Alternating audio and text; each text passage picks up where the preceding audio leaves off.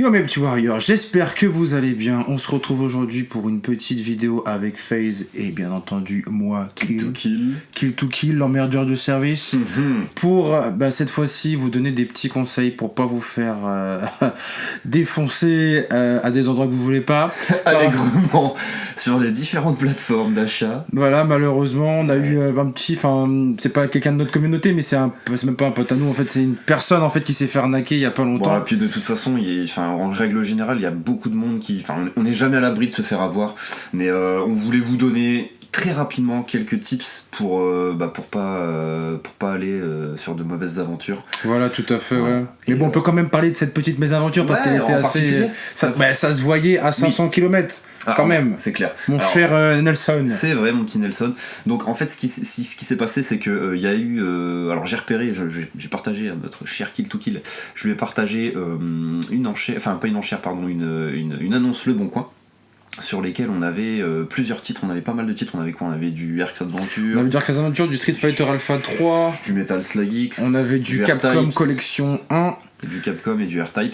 Donc voilà, on avait un gros lot de jeux où en valeur on tapait dans les plus de 200 € facile. Plus de 200 € facile, voilà. 270-300. Voilà, et on avait au global un prix du lot qui se vendait à 140 €, donc c'était un prix extrêmement bas.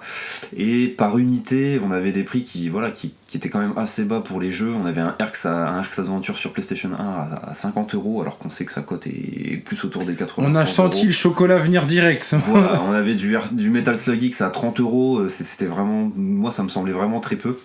Alors par expérience, ce que j'ai fait, c'est que j'ai contacté le vendeur, je lui ai posé quelques questions simples. Alors après au cours de l'échange, j'ai bien vu qu'il y avait anguille sous roche et je suis pas passé à l'achat sur cette annonce. Donc voilà, dans tous les cas, j'avais déjà les 3/4 des titres qui étaient mentionnés, mais c'était vraiment pour creuser un petit peu vis-à-vis de ce vendeur. Cette annonce me paraissait trop louche.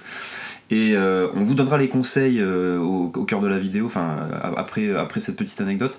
Mais ce que j'ai posé au vendeur comme question, c'était grosso modo, est-ce qu'il était prêt à négocier sur les prix un petit peu, est-ce qu'il était prêt, est-ce qu'il était prêt à faire une remise en main propre, tu vois, ce genre de questions. Et ou alors les moyens de paiement, est-ce qu'il était prêt à accepter du PayPal par exemple en biens et services. Alors c'est le genre de choses que j'ai posé. J'ai regardé d'autres éléments qu'on va lister pour vous donner des conseils. Et en fait, avec tous ces éléments là, ça m'a permis de me dire là, déjà il y a embûche, enfin il y a un problème. Et au final, il s'avère qu'il y a une personne qui est passée à la caisse, qui en avait pour 145 € par compris, au final qui voulait prendre tout le lot. Et il s'avère que c'était une arnaque, une petite arnaque, une grosse escroquerie même. Et du coup la personne ne reverra jamais son argent. Et si vous voulez tout simplement vous prévenir de ce genre de désagrément, il va falloir suivre quelques règles basiques pour ne pas tomber dans le panneau. Voilà, quelques petits conseils, on s'est dit que ça faisait pas de mal. En début d'année, on n'approche plus des fêtes évidemment, c'est fini. Non, c'est clair. Mais si vous voulez gâter un peu votre famille à bas coût et pas vous faire mal au portefeuille et à d'autres endroits de votre corps en même temps par la même occasion, sans prendre trop de coups. Voilà, sans prendre trop de coups. On va vous donner quelques petits conseils pour pas tomber dans le panneau. Alors, conseil numéro 1. Je te laisse commencer. Ouais, si tu veux. Le premier conseil, c'est bien regarder le détail de l'annonce. Regarder si on a des photos, la description du produit, voir ce qui est vendu. Et en général, quand vous avez très peu de photos ou une photo de qualité médiocre, ou alors si sur la photo on voit que c'est une capture, si on voit que la photo n'est pas une photo qui est prise par le vendeur en elle-même, alertez-vous. Voilà, dites-vous qu'il y a peut-être anguille sous roche, que la personne en face n'a peut-être même pas le jeu en question. Donc faites attention à ça, détail et nombre de photos. Voilà. Après, le second conseil que je peux vous donner, qu'on peut vous donner tous les deux, c'est évidemment sur tout ce qui est en fait pour repérer la personne, c'est-à-dire son adresse. Si elle a mis son adresse fixe sur l'annonce, c'est mieux. S'il y a son numéro de téléphone, c'est super. S'il y a une adresse mail pour pouvoir la joindre, en fait, si vous voulez, tous les éléments en fait pour pouvoir joindre cette personne si elle litige vous seront utiles. C'est ça. En fait, il faut. Et puis en règle générale, ce qui est bien aussi quand vous prenez, alors que ce soit un gros jeu ou un jeu qui est d'un budget un peu inférieur, dans tous les cas quand vous faites une vente, ce qui est bien c'est soit d'avoir un contact téléphonique ou si les échanges se font d'une certaine manière, c'est d'au moins de voir que la personne il y a une personne derrière en fait, voilà, qui est un échange avec la personne, qu'on vous donne pas du tout d'infos, qu'on vous laisse pas dans le flou. Ça facilite le. Ça, c'est plutôt même le troisième conseil. Ça, c'est déjà même le troisième conseil. Bah oui, Jean-Charles. Au final, c'est Jean-Charles Potvin. C'est exactement ça, mon cher ami. Il faut absolument faire attention à ce genre de choses. C'est développe. On est au troisième thème. Le mec il en dit trop, après il en dit pas assez. Ah là là. Putain. Mais continue. Qu'est-ce que tu veux que je dise? La nature des échanges. Oui, la nature des échanges. Numéro 3, voilà. Tu commences, tu finis pas. Si la personne est trop, elle en dit pas assez sur les produits qu'elle vend. Si vous sentez pas tout de suite la personne, concrètement, c'est qu'il y a peut-être anguille sous roche. Il faudra vraiment faire attention. Si vous voyez que la personne nous donne peu de détails, si vous avez des interrogations et si vous voyez que le vendeur n'est pas du tout spécialement prêt à vous donner de l'info, en général c'est peut-être que ça vaut peut-être pas le coup de c'est pas rassurant. Voilà, c'est pas rassurant. Après, conseil quattro, l'ancienneté en fait de cette personne sur le site, alors que ce soit Le Bon Coin, eBay ou tout ce que vous voulez. Au final, encore une fois, c'est pas un gage de sécurité à 100% qu'on vous donne, mais c'est des petits éléments pour pas que vous puissiez vous faire niquer. Mais au final, c'est comme si t'achetais tout et n'importe quoi sur Le Bon Coin. Quand t'achètes un vélo, quand t'achètes tout et n'importe quoi, il faut regarder ce genre de choses. Que ce soit Le Bon Coin, on a cité Le Bon Coin, ça peut être sur eBay, ça peut être sur toute autre plateforme qui propose un système de rating en fait des vendeurs et des acheteurs. Et ben au plus vous avez un profil qui est bien noté, au plus c'est confiant. Alors faut faire attention. Donc là, t'as parlé de la date du profil, c'est ça, de l'ancienneté du profil. Voilà. Donc l'ancienneté, c'est vraiment quelque chose d'important. Et s'il y a un rating, si vous voyez une personne qui a 3 évaluations positives ou contre une personne qui en a 100, bah forcément tu vas plus t'orienter vers la personne qui enfin tu seras plus en confiance vers la personne qui a 100 notations et des bonnes notations plutôt qu'un profil où c'est pas trop le cas, quoi. Exact. Conseil numéro 5. Conseil numéro 5, le refus en main propre. Ouais, ça c'est carrément un autre sujet. En général, si vous avez pisté un jeu avec un vendeur qui est dans un rayon d'action pas trop aberrant, voilà, si vous devez faire 50 km pour choper un jeu, clairement déjà ça ne viendra l'idée de personne. Parce que ce que tu vas payer en essence, tu vas le perdre, tu mettras plus en essence qu'en port.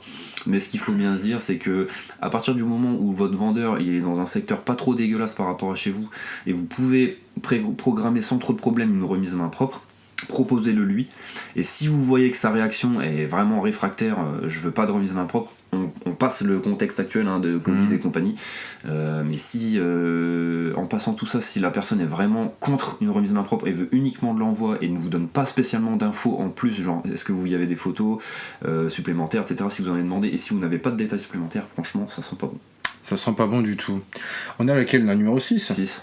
Numéro 6, du coup, c'est par rapport aux moyens de paiement. Ouais. Donc surtout les moyens de paiement un petit peu douteux. Donc quand ça commence à passer par des trucs hors moyens de paiement sécurisés, abandonnez direct l'idée. Ça pue à des kilomètres. les gens vont vous dire on va passer chez vous avec une petite machine, passer votre carte dessus. Non, clairement, ça me donne. Vous allez vous faire fourrer comme un petit pain au beurre. Ça sert à rien du tout. Voilà, restez sur des trucs sécurisés que vous connaissez. Alors moi, par rapport à Fez, je fais beaucoup moins d'échanges main propre. Je passe beaucoup moins de particuliers, par les particuliers, pardon. Fez le fait beaucoup plus, donc il est beaucoup plus méfiant que moi. Et lui, il m'avait parlé d'un service à service.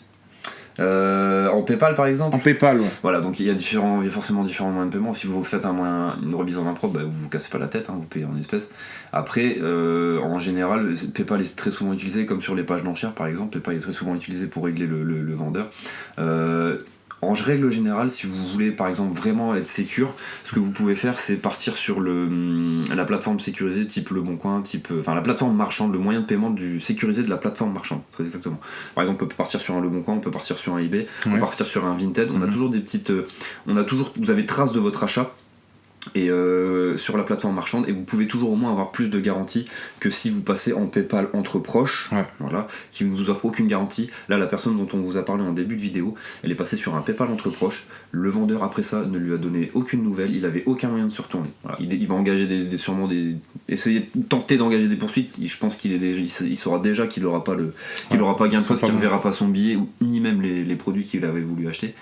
Mais voilà, ça c'est un point quand même super important. Donc si vous pouvez par exemple sur PayPal passer en biens et services, mais alors dans ce cas là vous réglez à vos charges les biens, vous proposez de prendre à votre charge le supplément qui est à allouer à un achat en biens et services sur PayPal.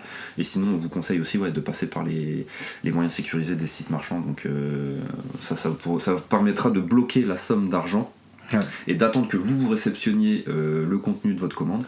Et une fois ça derrière, si vous contrôlez, si vous voyez que ça correspond pas, petite anecdote, je rebondis, souviens-toi, le Valkyrie Profile. Oh oui, ah bah alors ça histoire, oui, alors là, en là, parler, c'est typiquement l'exemple type. Ah oui. Je m'étais procuré un Valkyrie Profile qui est très recherché maintenant, si ce n'est un des jeux. Quelle est la cote? On est sur une cote actuelle autour des 180-200 €, donc c'est quand même une pépite. Oui. En complet évidemment et mint. Voilà, en complet mint, on a 2 CD, on a un notice. Et par contre, ce qu'il faut savoir, c'est que moi j'avais repéré une annonce sur Vinted autour d'une 150aine €. Le jeu m'avait l'air vraiment nickel, il n'y avait aucun souci, les CD étaient nickel, il a été complet sur les photos. Donc je suis passé à l'achat et au final chez Soch. Je suis passé chez Soch. Je sors pas ça. Échec. Big fail. Mais du coup j'étais passé à la caisse, mon petit gars, et au final ce qui s'est passé, c'est que quand j'ai réceptionné le produit, je me rappelle bien. Je me suis rendu compte que la jaquette avant était une repro, et là ça fait vraiment chier. Ça fait vraiment chier par rapport à un jeu comme ça. Tu t'attendais à avoir un jeu complet 100% d'origine, et tu te retrouves avec une jaquette qui est repro, et là ça va pas. J'ai eu de la chance, et ça c'est c'est un autre conseil supplémentaire aussi quand vous achetez du coup sur les plateformes sécurisées marchandes, c'est qu'il faut très vite, une fois que vous avez réceptionné le colis, en général vous avez un délai à partir duquel vous pourrez ou pas vous retourner.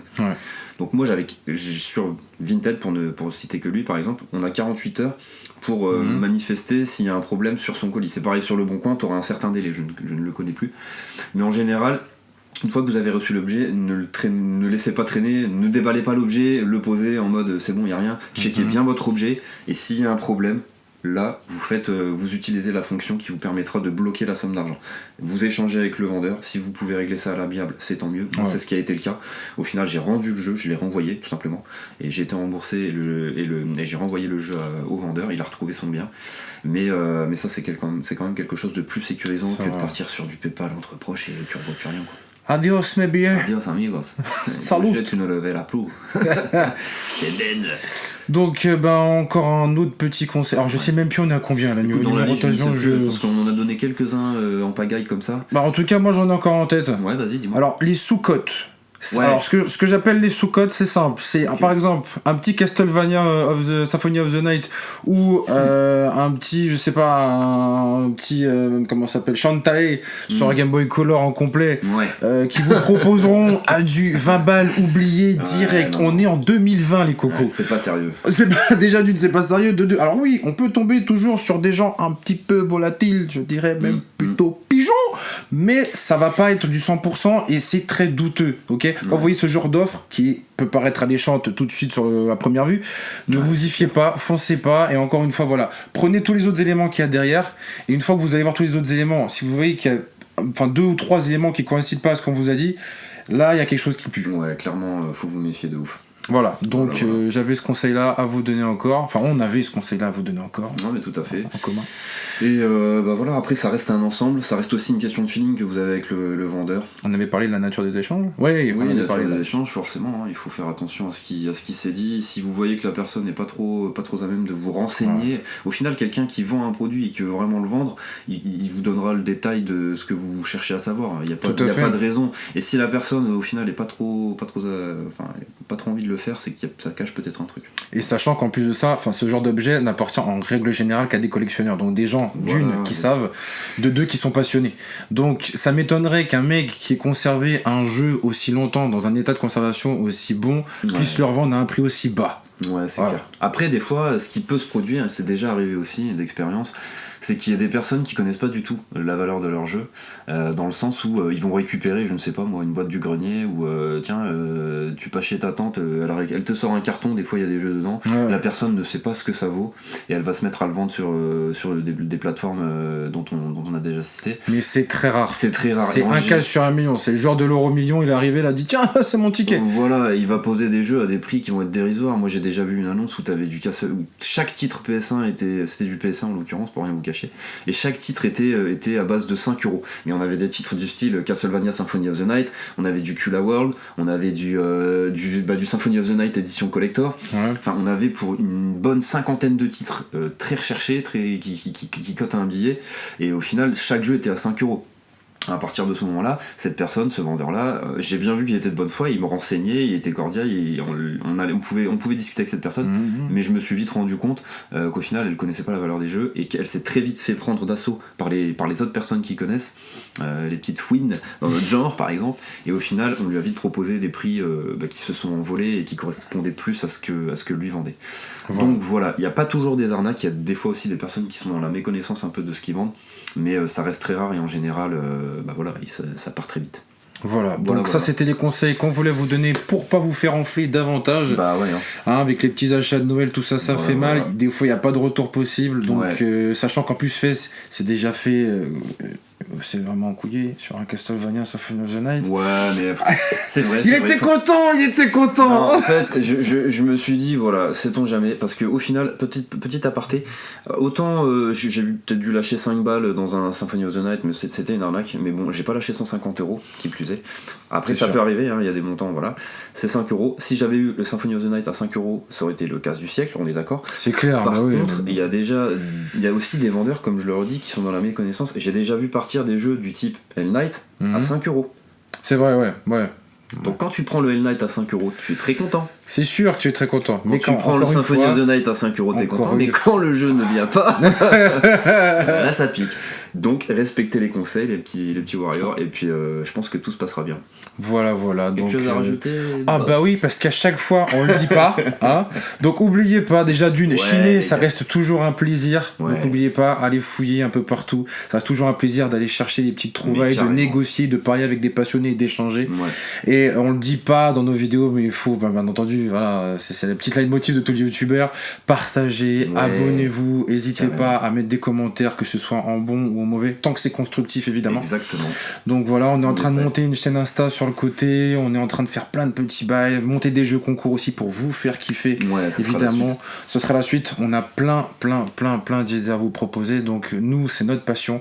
On essaie de vous la transmettre au mieux, et c'est grâce à vous que cette chaîne pourra vivre. C'est clair et net. Donc voilà. Lâchez un petit like si vous avez apprécié. Lâchez un petit like. N'oubliez pas, encore une fois, que les jeux d'aujourd'hui seront toujours les jeux d'hier, mes amis. Donc gagnez du temps, les gars, et jouez rétro. Ciao.